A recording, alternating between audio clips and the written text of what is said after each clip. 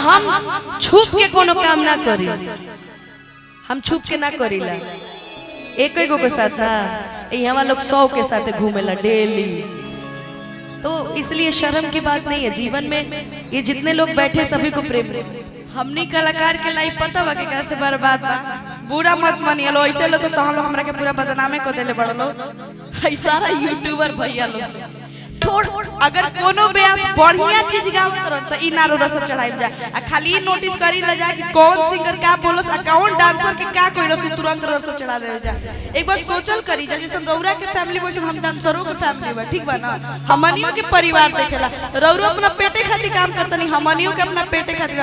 अब तहार ब्रेकअप वाला ऐसे वायरल रहे जैसे लागत कि नरेंद्र मोदी में और लालू जी में झगड़ा लगल बा। हर जगह इन्हीं लोग का बस दिखता था, जिसमें नहीं भी रहता था वो बंदा उसमें पोस्टर लग जाता था, जिसमें तुम नहीं रहती थी पोस्टर लग जाता था। अगर वो सैड सॉन्ग गाया, उसने उसके चक्कर में सैड सॉन्ग गाया, उसने उसके क्या यार मत करो यार, काहे हमनी के जिंदगी बर्बाद कर रहे हो, काट देबो तोरा। ई तुको ज्यादा बिगड़ गया ऐसा।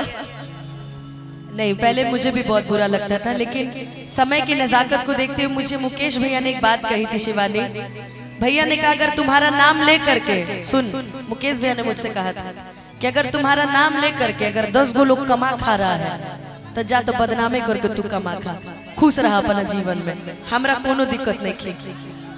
बुरा चढ़ेबा तब वो ठीक बा, निमन चढ़ेबा काहे से कि हमसे मिलबू हमार हो जेबू।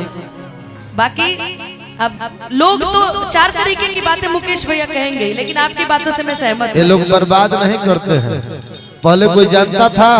ये बात तो है। एक बात मैं सच्चाई बता दूं, आप बताइए फिर मैं भी एक सच्चाई बताती हूँ। मैं बता रहा हूँ, ये लोग बर्बाद नहीं करते हैं, ये लोग कलाकारों का बात करते हैं। धनंजय भाई गलती बोल रहे हैं। पहले जब कैसेट के दौर रहे, आ जाइए, कैसेट बेचात रहे रील वाला, टेप आदमी बजावस तो रीलिया लपटा जाए तो करा के बैठ के कलम से फिर तो ओहर इतना आदमी ना सुनत रहन, लोकेशन भेज के प्रोग्राम में ना हो जात रहे।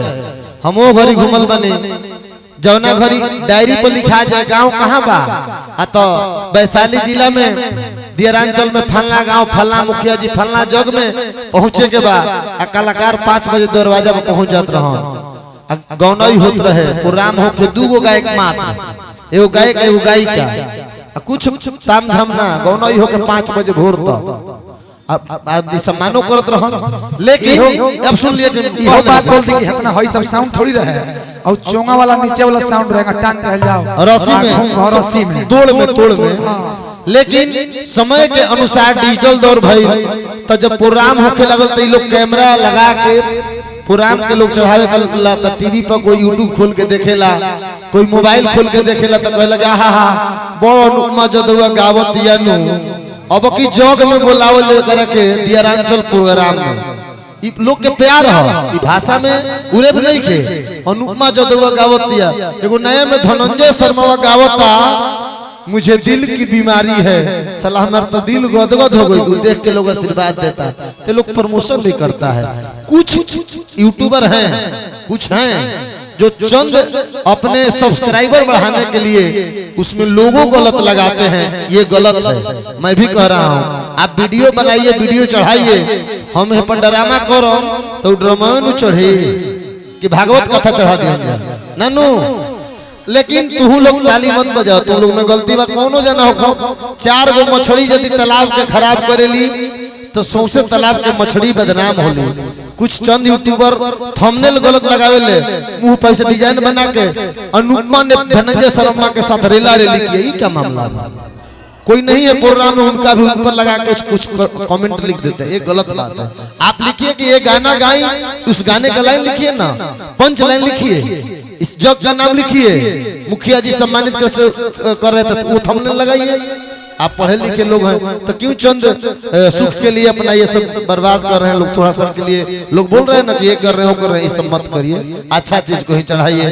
बाकी ये लोग प्रमोशन करते हैं, नहीं तो पहले कोई देखता था प्रोग्राम नहीं। तो मुकेश भैया शिवानी ने भी यही बात बोला है, हमने किसी को इसमें से कुछ लोग ऐसे हैं, उसने सबको नहीं बोला, और हम भी यही मानते हैं कि आज हम लोग अगर इस मंच पे इस जगह पर है तो कहीं ना कहीं इनका योगदान है। लेकिन अगर आज हम लोग बदनाम है तो भी इन्हीं का योगदान है, ये भी जेकर जितना नाम भइल बा पवन सिंह जी गइले बड़े वो तना बदनाम भइल बा। इसीलिए ना आपने मुझे बोला कि तू मने अनुपमा क्या कह देलू हो? बाबू, आपने क्या बोला था मुझे? आप ही ने ना बोला था कि हाँ। अनुपमा बाबू अगर तुम्हारा नाम लेके अगर 10 लोग चलो आ भाई। रहे हैं तो खा जियो लेते, खा, कोई बात जीने नहीं। दो। तो इसलिए तब से मैंने छोड़ दिया बोलना। आप चढ़ाइए, ये क्या कहा? आपकी मर्जी है, हम गाएंगे। चलिए यहीं छोड़ी मनोरंजन कर चल जाओ ना तो लोग कहे कि कहानी नहीं, कहता इतनी हूं। इतनी बातें कहना जरूरी था, अपनी बातों को लोगों तक पहुंचाना जरूरी बिल्कुल, था। बिल्कुल। बाकी लेकिन क्या कहलू हो है ऐसे करो हम भाई तर मने बिहनी के खोता है हमारा बर्दाश्त ना होला गलत जैसा है ये हमारा पर्सनल है।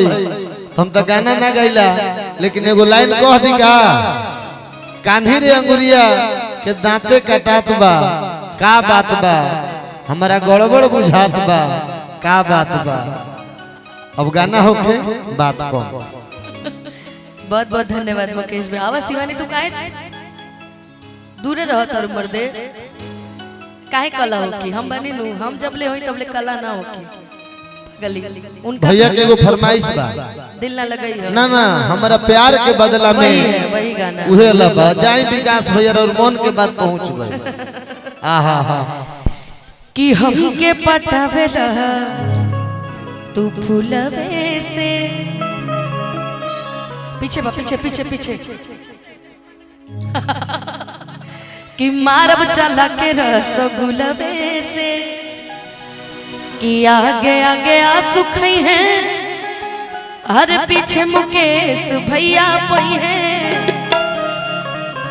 आ सूरज के मान दिहदुरा हई हरियर फराक वाली। ये पसंद आई तुझे? अरे यार क्या कर रही है, क्यों डेकोरेशन बिगाड़ रही है?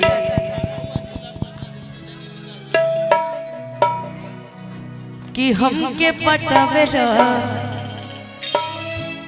तू फूलवे से। आजकल तू जौन करता रहे तो वायरल हो जाता।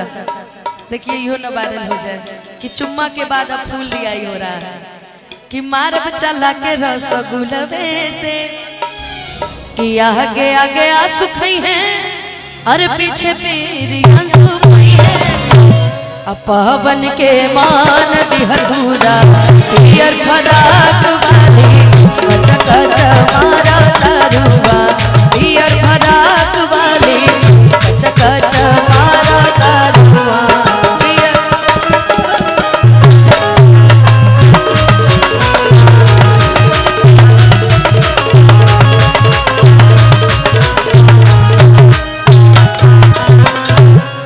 बहुत देरी से भैया के एगो फरमाइश बटे हम पूरा कर देता नहीं।